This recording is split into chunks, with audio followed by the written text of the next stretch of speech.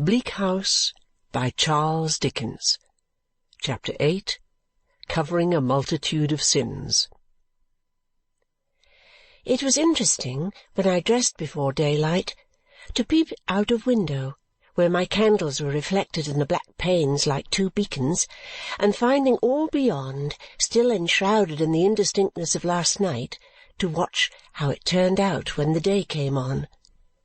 As the prospect gradually revealed itself and disclosed the scene over which the wind had wandered in the dark, like my memory over my life, I had a pleasure in discovering the unknown objects that had been around me in my sleep.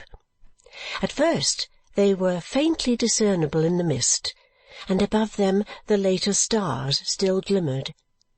That pale interval over, the picture began to enlarge and fill up so fast that at every new peep I could have found enough to look at for an hour. Imperceptibly my candles became the only incongruous part of the morning. The dark places in my room all melted away, and the day shone bright upon a cheerful landscape, prominent in which the old abbey church, with its massive tower, threw a softer train of shadow on the view than seemed compatible with its rugged character. But so from rough outsides, I hope I have learnt, serene and gentle influences often proceed.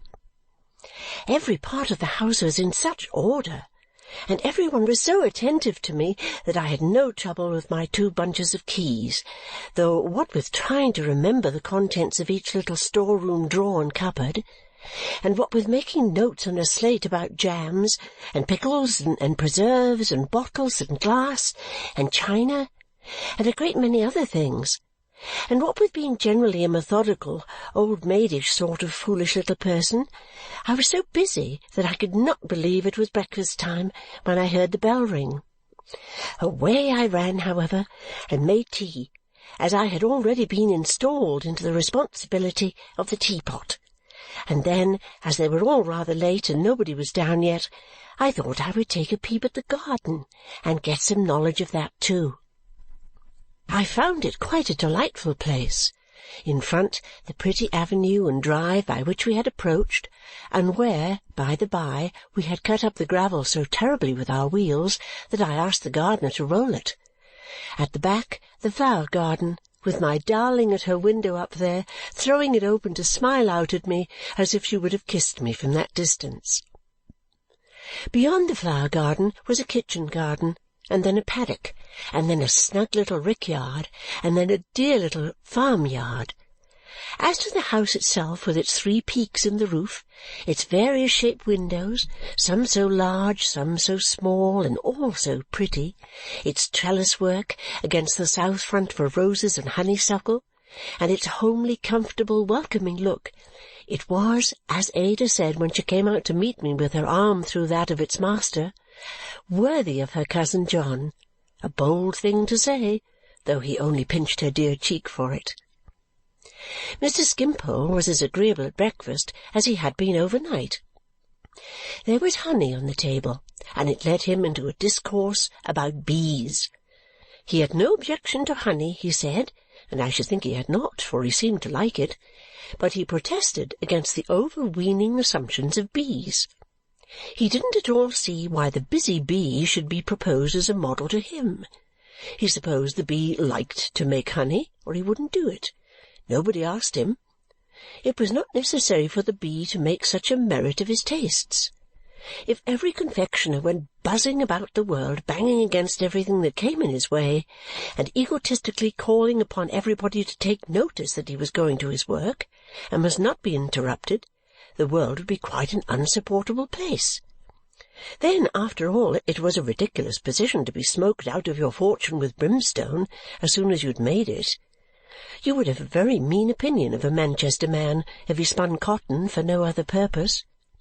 He must say he thought a drone the embodiment of a pleasanter and wiser idea. The drone said unaffectedly, "You will excuse me, I really cannot attend to the shop. I find myself in a world in which there is so much to see and so short a time to see it in that I must take the liberty of looking about me and begging to be provided for by somebody who doesn't want to look about him." This appeared to Mr. Skimpole to be the drone philosophy, and he thought it a very good philosophy, always supposing the drone to be willing to be on good terms with the bee, which, so far as he knew, the easy fellow always was, if the consequential creature would only let him, and not be so conceited about his honey. He pursued this fancy with the lightest foot over a variety of ground and made us all merry, though again he seemed to have as serious a meaning in what he said as he was capable of having. I left them still listening to him when I withdrew to attend to my new duties. They had occupied me for some time, and I was passing through the passages on my return with my basket of keys on my arm, when Mr. Jarndyce called me into a small room next his bedchamber, which I found to be in part a little library of books and papers, and in part quite a little museum of his boots and shoes and hat-boxes. "Sit down, my dear," said Mr. Jarndyce. "This, you must know, is the growlery. When I am out of humour, I come and growl here." "You must be here very seldom, sir," said I. "Oh, you don't know me," he returned.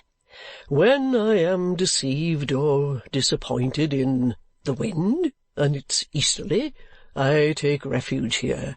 The growlery is the best used room in the house. You are not aware of half my humours yet.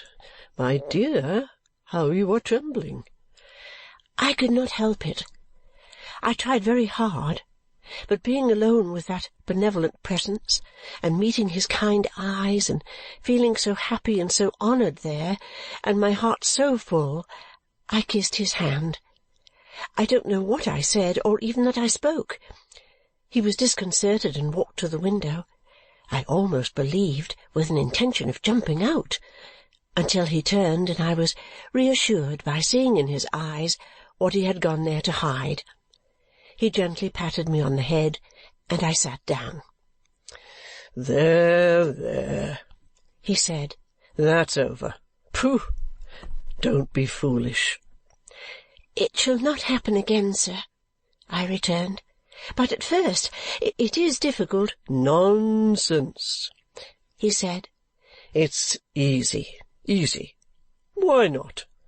I hear of a good little orphan girl without a protector, and I take it into my head to be that protector. She grows up and more than justifies my good opinion, and I remain her guardian and her friend. What is there in all this? So. Now, we have cleared off old scores, and I have before me thy pleasant, trusty face again." I said to myself, "Esther, my dear, you surprise me. This really is not what I expected of you." And it had such a good effect that I folded my hands upon my basket and quite recovered myself. Mr. Jarndyce, expressing his approval in his face, began to talk to me as confidentially as if I had been in the habit of conversing with him every morning, for I don't know how long. I almost felt as if I had. "Of course, Esther," he said, "you don't understand this Chancery business." And of course I shook my head. "I don't know who does," he returned. "The lawyers have twisted it into such a state of bedevilment that the original merits of the case have long disappeared from the face of the earth. It's about a will, and the trust's under a will, or it was once. It's about nothing but costs now. We are always appearing and disappearing and swearing and interrogating and filing and cross-filing and arguing and sealing and motioning and referring and reporting and revolving about the Lord Chancellor and all his satellites and equitably waltzing ourselves off to dusty death about costs. That's the great question. All the rest, by some extraordinary means, has melted away." "But it was, sir," said I, to bring him back, for he began to rub his head, "about a will?" "Why, yes, it was about a will, when it was about anything," he returned. A certain Jarndyce, in an evil hour, made a great fortune and made a great will. In the question how the trusts under that will are to be administered, the fortune left by the will is squandered away. The legatees under the will are reduced to such a miserable condition that they would be sufficiently punished if they had committed an enormous crime in having money left them, and the will itself is made a dead letter. All through the deplorable cause, everything that everybody in it, except one man, knows already, is referred to that only one man who don't know it to find out. All through the deplorable cause, everybody must have copies, over and over again, of everything that has accumulated about it in the way of cartloads of papers, or must pay for them without having them, which is the usual course, for nobody wants them, and must go down the middle and up again through such an infernal country dance of costs and fees and nonsense and corruption as was never dreamed of in the wildest visions of a witch's Sabbath. Equity sends questions to law. Law sends questions back to equity. Law finds it can't do this. Equity finds it can't do that. Neither can so much as say it can't do anything, without this solicitor instructing and this counsel appearing for A, and that solicitor instructing and that counsel appearing for B, and so on through the whole alphabet, like the history of the apple pie. And thus, through years and years and lives, everything goes on, constantly beginning over and over again, and nothing ever ends. And we can't get out of the suit on any terms, for we are made parties to it, and must be parties to it, whether we like it or not. But it won't do to think of it. When my great-uncle, poor Tom Jarndyce, began to think of it, it was the beginning of the end. The Mr. Jarndyce, sir, whose story I have heard? He nodded gravely. I was his heir, and this was his house, Esther. When I came here, it was bleak indeed. He had left the signs of his misery upon it. How changed it must be now, I said. It had been called before his time the Peaks. He gave it its present name, and lived here shut up day and night, poring over the wicked heaps of papers in the suit, and hoping against hope to disentangle it from its mystification and bring it to a close. In the meantime the place became dilapidated. The wind whistled through the cracked walls, the rain fell through the broken roof, the weeds choked the passage to the rotting door. When I brought what remained of him home here, the brains seemed to me to have been blown out of the house too. It was so shattered and ruined. He walked a little to and fro after saying this to himself with a shudder, and then looked at me, and brightened, and came and sat down again with his hands in his pockets. I told you this was the growlery, my dear. Where was I? I reminded him at the hopeful change he had made in Bleak House. Bleak House, true. There is in that city of London there some property of ours which is much at this day what Bleak House was then. I say property of ours, meaning of the suits, but I ought to call it the property of costs, for costs is the only power on earth that will ever get anything out of it now, or will ever know it for anything but an eyesore and a heart-sore. It is a street of perishing blind houses, with their eyes stoned out, without a pane of glass, without so much as a window-frame, with the bare blank shutters trembling from their hinges and falling asunder, the iron rails peeling away in flakes of rust, the chimneys sinking in, the stone steps to every door, and every door might be death's door, turning stagnant green, the very crutches on which the ruins are propped decaying. Although Bleak House was not in Chancery, its master was, and it was stamped with the same seal. These are the Great Seal's impressions, my dear, all over England.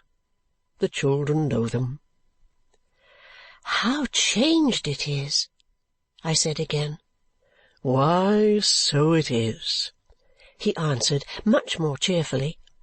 "And it is wisdom in you to keep me to the bright side of the picture." "The idea of my wisdom!" "These are things I never talk about or even think about, excepting in the growlery here. If you consider it right to mention them to Rick and Ada," looking seriously at me, "you can. I leave it to your discretion, Esther."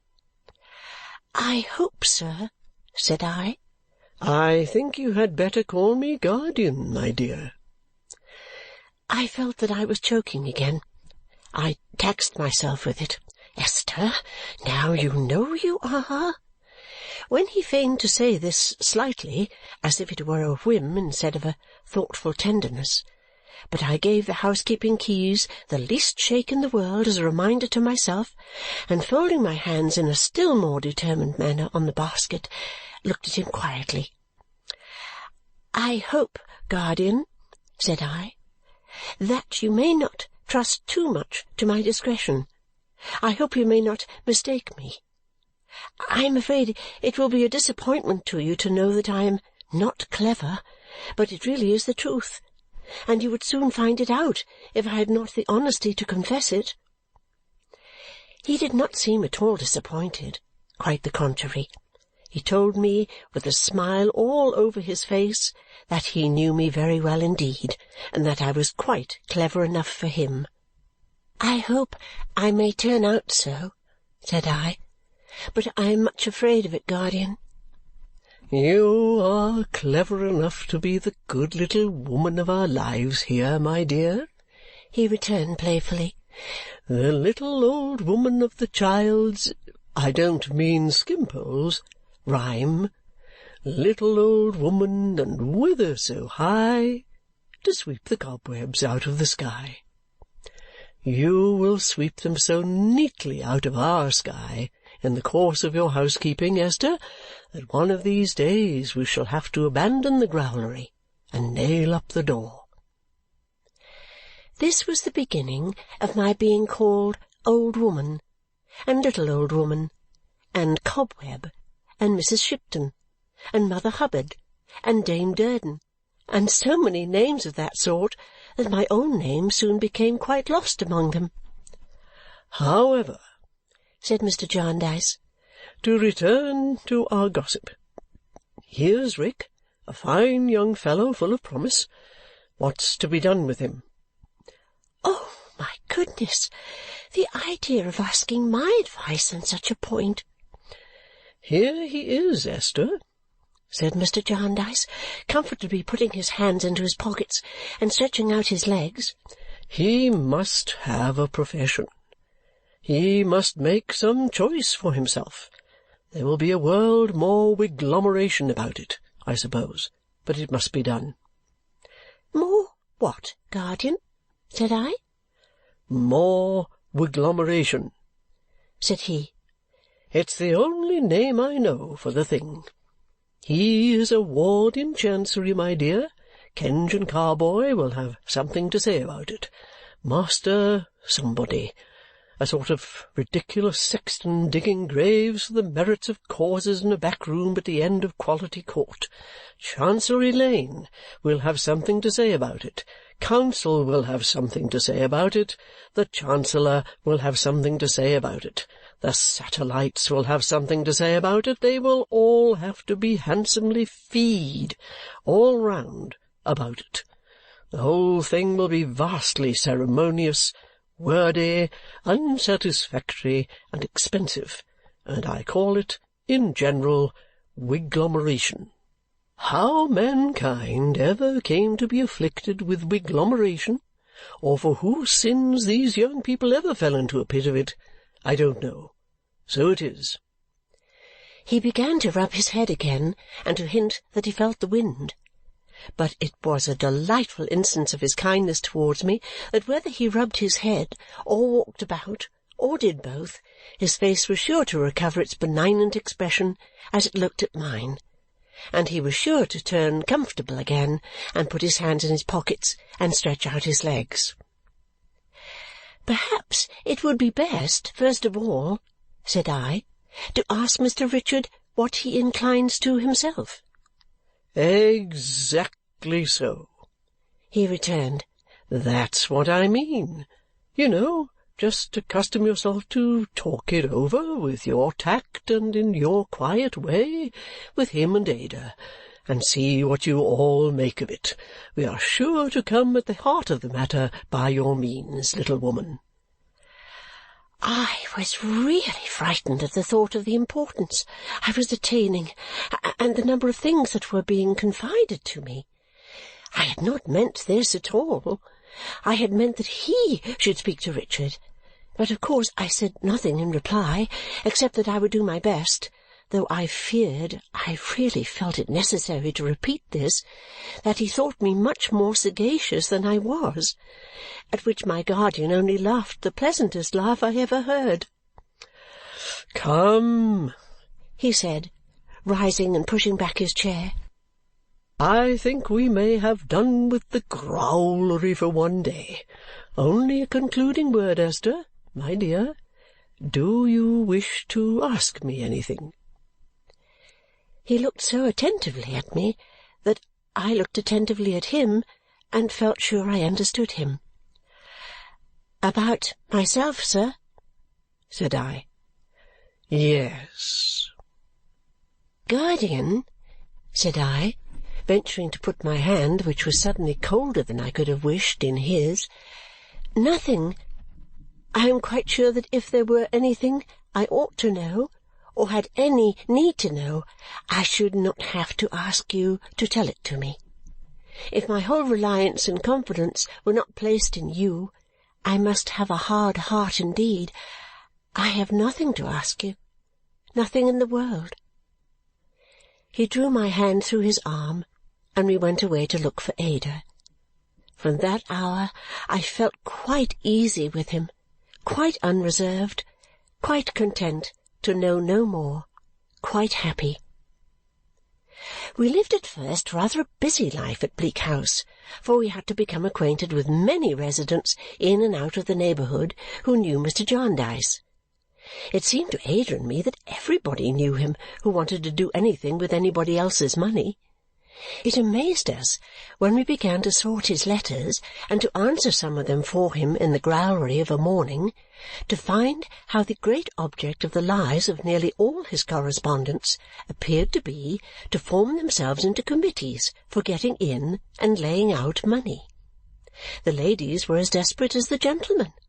Indeed, I think they were even more so. They threw themselves into committees in the most impassioned manner, and collected subscriptions with a vehemence quite extraordinary.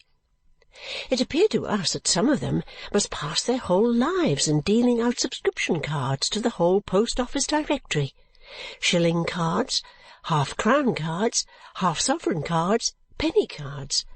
They wanted everything. They wanted wearing apparel. They wanted linen rags.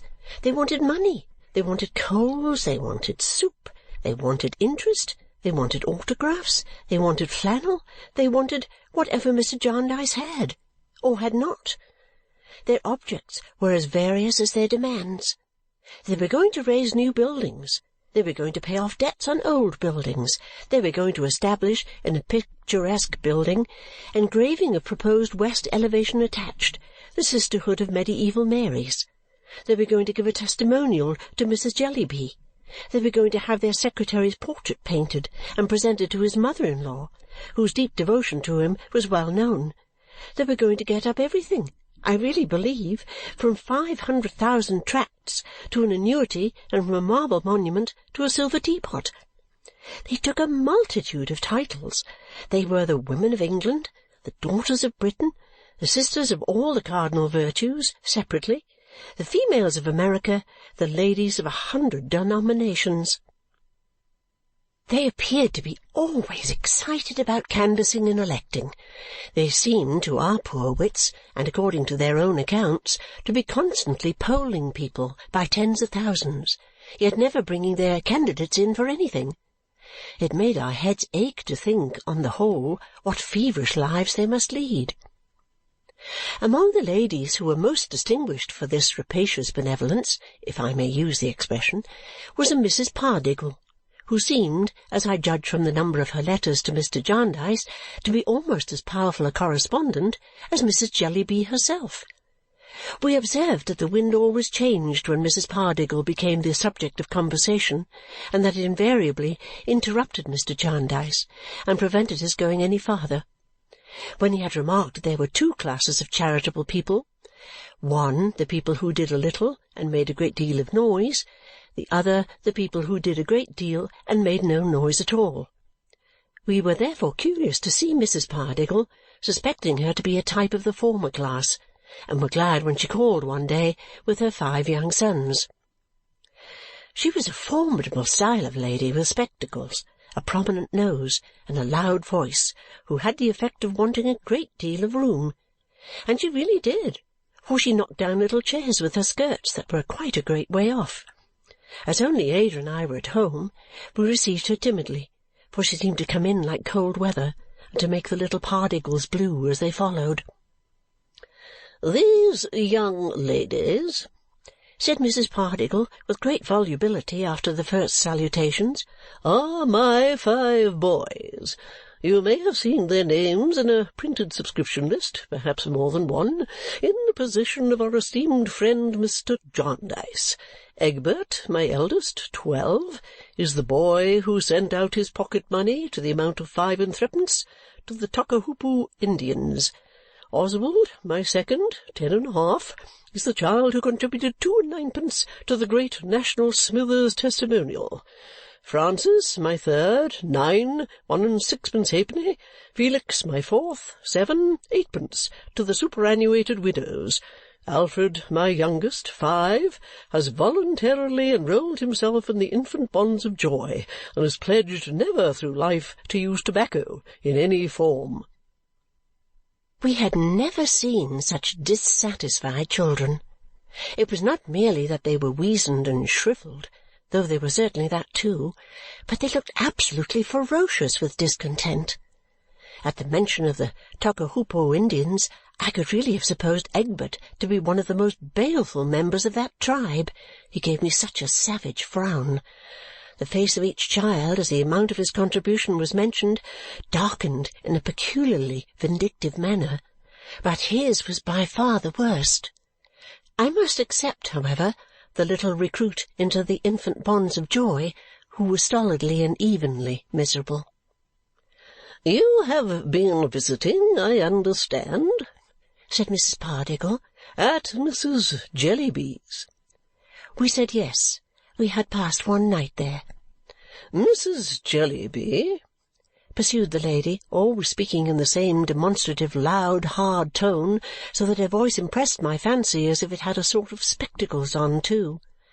And I may take the opportunity of remarking that her spectacles were made the less engaging by her eyes, being what Ada called choking eyes, meaning very prominent. "Mrs. Jellyby is a benefactor to society and deserves a helping hand.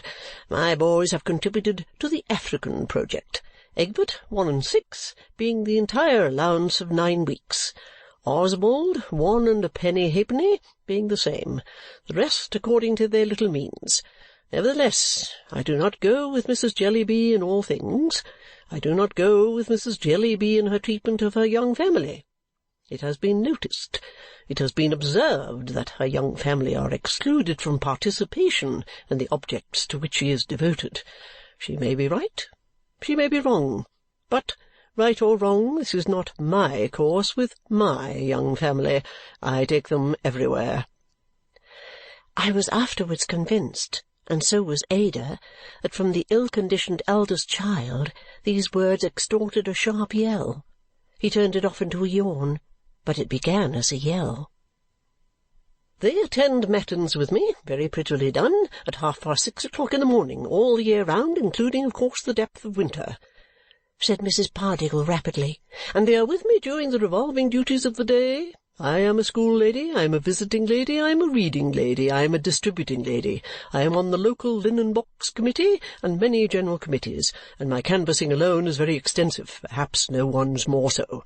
But they are my companions everywhere, and by these means they acquire that knowledge of the poor, and that capacity of doing charitable business in general, in short, that taste for the sort of thing which will render them in after life a service to their neighbours and a satisfaction to themselves. My young family are not frivolous.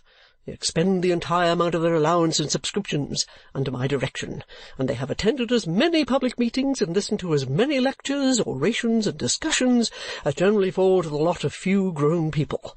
Alfred Five, who, as I mentioned, has of his own election joined the infant bonds of joy, was one of the very few children who manifested consciousness on that occasion after a fervid address of 2 hours from the chairman of the evening."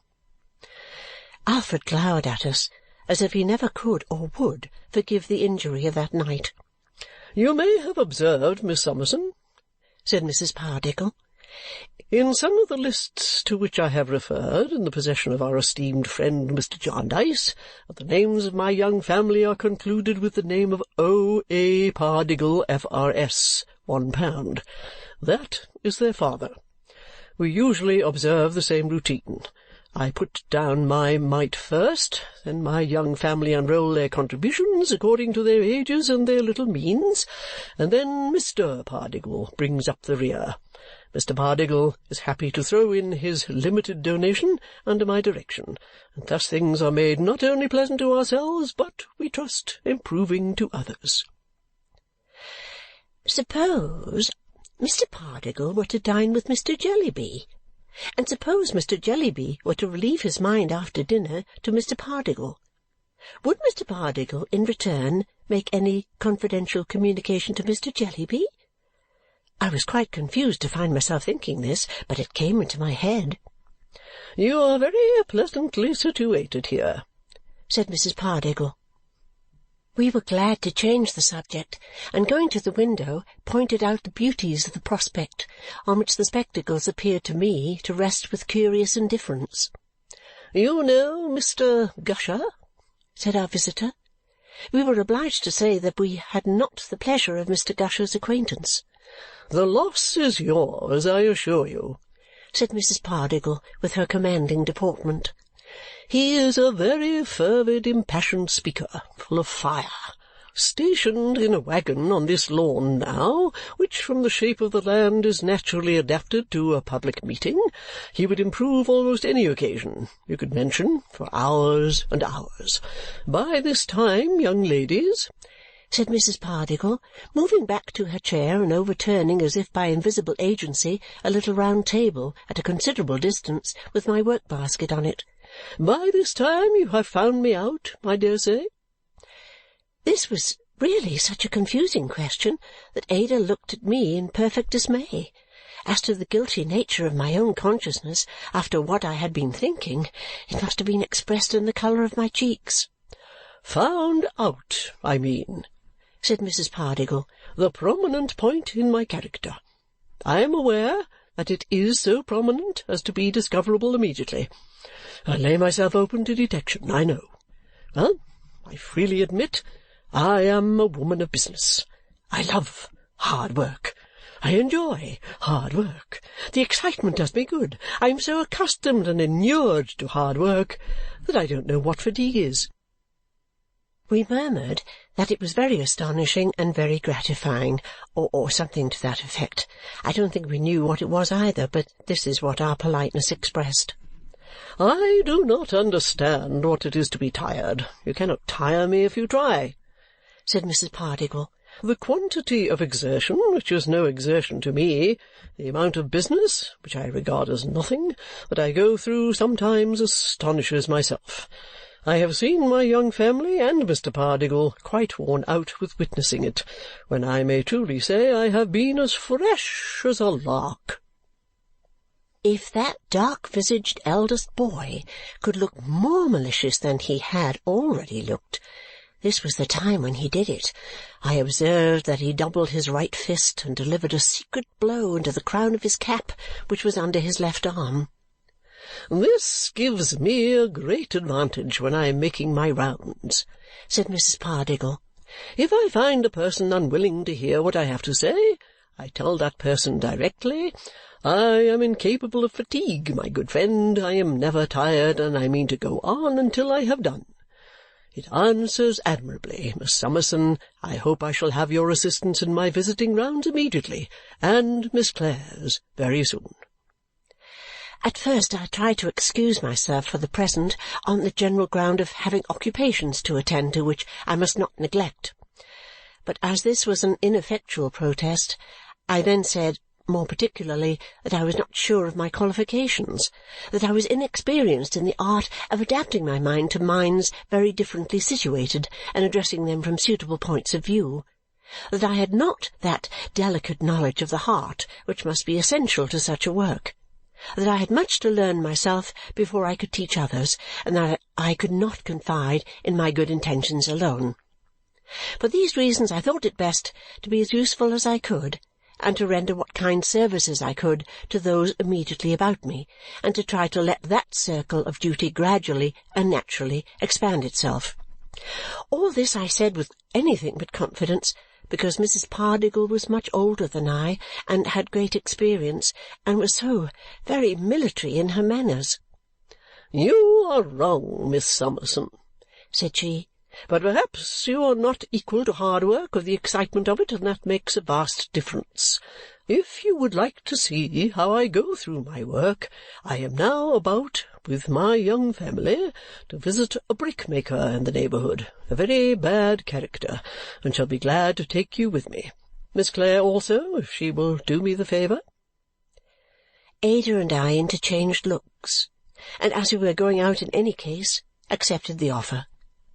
When we hastily returned from putting on our bonnets, we found the young family languishing in a corner and Mrs. Pardiggle sweeping about the room, knocking down nearly all the light objects it contained. Mrs. Pardiggle took possession of Ada, and I followed with the family.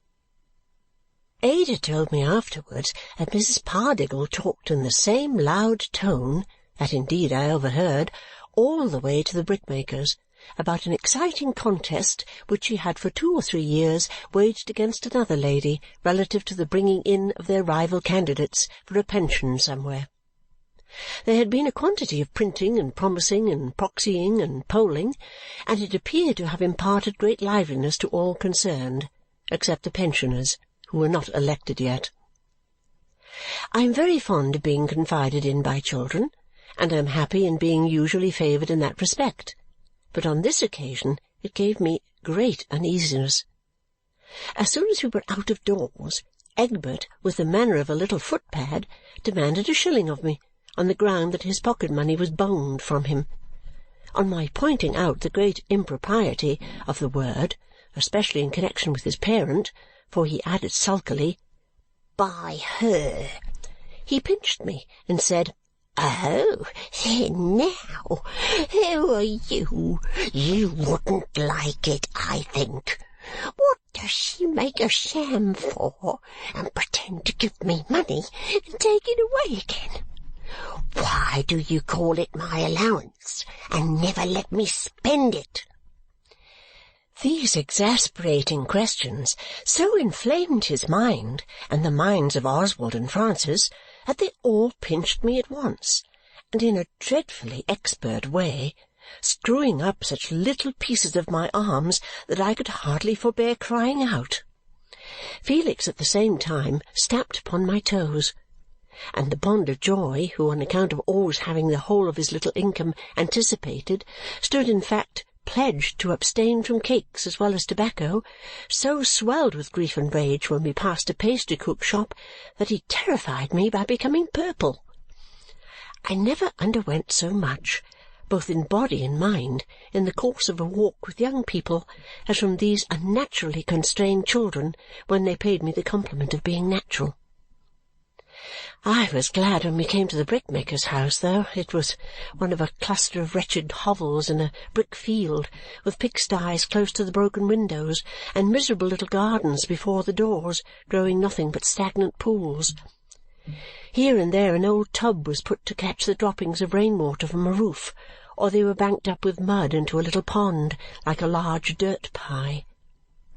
At the doors and windows some men and women lounged or prowled about, and took little notice of us except to laugh to one another, or to say something as we passed about gentlefolks minding their own business, and not troubling their heads and muddying their shoes with coming to look after other people's. Mrs. Pardiggle, leading the way with a great show of moral determination, and talking with much volubility about the untidy habits of the people, though I doubted if the best of us could have been tidy in such a place, conducted us into a cottage at the farthest corner, the ground-floor room of which we nearly filled. Besides ourselves, there were in this damp, offensive room a woman with a black eye, nursing a poor little gasping baby by the fire, a man, all stained with clay and mud and looking very dissipated, lying at full length on the ground, smoking a pipe, a powerful young man fastening a collar on a dog, and a bold girl doing some kind of washing in very dirty water. They all looked up at us as we came in, and the woman seemed to turn her face towards the fire, as if to hide her bruised eye. Nobody gave us any welcome. "Well, my friends," said Mrs. Pardiggle, but her voice had not a friendly sound, I thought. It was much too businesslike and systematic. "How do you do, all of you? I'm here again. I told you you couldn't tire me, you know. I am fond of hard work, and am true to my word." "There ain't," growled the man on the floor, whose head rested on his hand as he stared at us, "any more on you to come in, is there?" "No, my friend," said Mrs. Pardiggle, seating herself on one stool and knocking down another. "We are all here." "Because I thought there warn't enough of you, perhaps," said the man, with his pipe between his lips, as he looked round upon us. The young man and the girl both laughed. Two friends of the young man, whom we had attracted to the doorway, and who stood there with their hands in their pockets, echoed the laugh noisily. "You can't tire me, good people," said Mrs. Pardiggle to these latter. "I enjoy hard work, and the harder you make mine, the better I like it." "Then make it easy for her," growled the man upon the floor. "I wants it done and over. I wants an end of these liberties took with my place. I wants an end of being drawed like a badger. Now, you're a-going to poll-pry and question according to custom. I know what you're a-going to be up to." "Well, you haven't got no occasion to be up to it. I'll save you the trouble. Is my daughter a-washing? Yes, she is a-washing. Look at the water. Smell it. That's what we drinks. How do you like it? And what do you think of gin instead? Ain't my place dirty? Yes, it is dirty. It's naturally dirty, and it's naturally unwholesome. And we've had 5 dirty and unwholesome children, as is all dead infants, and so much the better for them, and for us besides. Have I read the little book what you left? No, I ain't read the little book what you left. There ain't nobody here as knows how to read it, and if there was, it wouldn't be suitable to me. It's a book fit for a babby, and I'm not a babby. If you was to leave me a doll, I shouldn't nuss it. How have I been conducting of myself? Why, I've been drunk for 3 days, and I'd have been drunk 4 if I'd had the money. Don't I never mean for to go to church? No, I don't never mean for to go to church. I shouldn't be expected there if I did. The beadle's too genteel for me. And how did my wife get that black eye? Why, I give it her. And if she says I didn't, she's a lie." He had pulled his pipe out of his mouth to say all this, and he now turned over on his other side and smoked again. Mrs. Pardiggle, who had been regarding him through her spectacles with a forcible composure, calculated, I could not help thinking, to increase his antagonism, pulled out a good book as if it were a constable's staff, and took the whole family into custody. I mean into religious custody, of course, but she really did it as if she were an inexorable moral policeman, carrying them all off to a station-house. Ada and I were very uncomfortable. We both felt intrusive and out of place, and we both thought that Mrs. Pardiggle would have got on infinitely better if she had not had such a mechanical way of taking possession of people. The children sulked and stared. The family took no notice of us whatever, except when the young man made the dog bark, which he usually did when Mrs. Pardiggle was most emphatic. We both felt painfully sensible that between us and these people there was an iron barrier which could not be removed by our new friend. By whom or how it could be removed we did not know, but we knew that. Even what she read and said seemed to us to be ill-chosen for such auditors, if it had been imparted ever so modestly and with ever so much tact. As to the little book to which the man on the floor had referred, we acquired a knowledge of it afterwards, and Mr. Jarndyce said he doubted if Robinson Crusoe could have read it, though he had had no other on his desolate island. We were very much relieved under these circumstances when Mrs. Pardiggle left off. The man on the floor, then turning his head round again, said morosely, "Well, you've done, have you?" "For to-day I have, my friend, but I am never fatigued. I shall come to you again in your regular order," returned Mrs. Pardiggle with demonstrative cheerfulness. "So long as you goes now," said he, folding his arms and shutting his eyes with an oath. "You may do what you like." Mrs. Pardiggle accordingly rose and made a little vortex in the confined room, from which the pipe itself very narrowly escaped.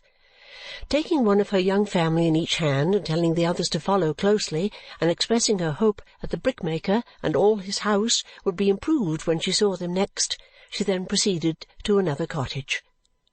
I hope it is not unkind in me to say that she certainly did make, in this as in everything else, a show that was not conciliatory of doing charity by wholesale and of dealing in it to a large extent. She supposed that we were following her, but as soon as the space was left clear, we approached the woman sitting by the fire to ask if the baby were ill. She only looked at it as it lay on her lap. We had observed before that when she looked at it, she covered her discoloured eye with her hand, as though she wished to separate any association with noise and violence and ill-treatment from the poor little child. Ada, whose gentle heart was moved by its appearance, bent down to touch its little face. As she did so, I saw what happened and drew her back. The child died. "Oh, Esther!" cried Ada, sinking on her knees beside it. "Look here! Oh, Esther, my love, the little thing, the suffering, quiet, pretty little thing! I'm so sorry for it. I'm so sorry for the mother. I never saw a sight so pitiful as this before. Oh, baby, baby!" Such compassion, such gentleness as that with which she bent down weeping and put her hand upon the mother's, might have softened any mother's heart that ever beat. The woman at first gazed at her in astonishment, and then burst into tears. Presently I took the light burden from her lap, did what I could to make the baby's rest the prettier and gentler, laid it on a shelf, and covered it with my own handkerchief. We tried to comfort the mother, and we whispered to her what our Saviour said of children. She answered nothing, but sat weeping, weeping very much. When I turned, I found that the young man had taken out the dog and was standing at the door looking in upon us with dry eyes, but quiet. The girl was quiet too, and sat in a corner looking on the ground. The man had risen. He still smoked his pipe with an air of defiance, but he was silent.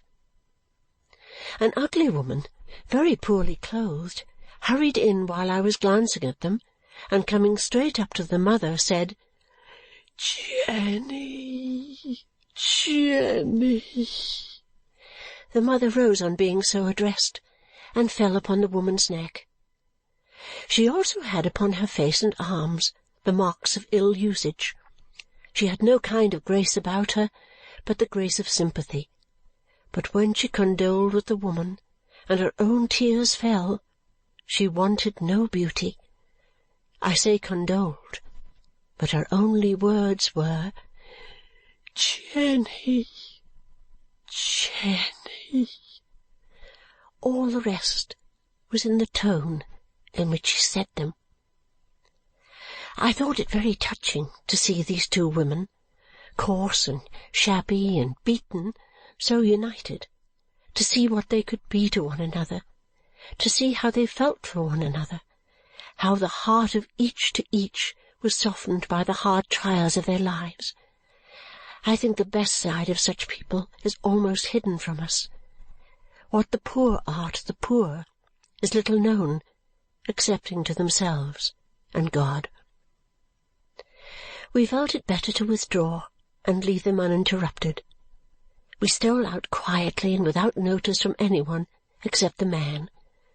He was leaning against the wall near the door, and finding that there was scarcely room for us to pass, went out before us. He seemed to want to hide that he did this on our account, but we perceived that he did, and thanked him. He made no answer. Ada was so full of grief all the way home, and Richard, whom we found at home, was so distressed to see her in tears, though he said to me when she was not present how beautiful it was too, that we arranged to return at night with some little comforts, and repeat our visit at the brickmaker's house. We said as little as we could to Mr. Jarndyce, but the wind changed directly. Richard accompanied us at night to the scene of our morning expedition. On our way there we had to pass a noisy drinking-house, where a number of men were flocking about the door. Among them, and prominent in some dispute, was the father of the little child. At a short distance we passed the young man and the dog in congenial company. The sister was standing laughing and talking with some other young women at the corner of the row of cottages, but she seemed ashamed and turned away as we went by. We left our escort within sight of the brickmaker's dwelling and proceeded by ourselves. When we came to the door, we found the woman who had brought such consolation with her standing there looking anxiously out. "Is it you, young ladies, is it?" she said in a whisper. "I'm a-watching for my master. My heart's in my mouth.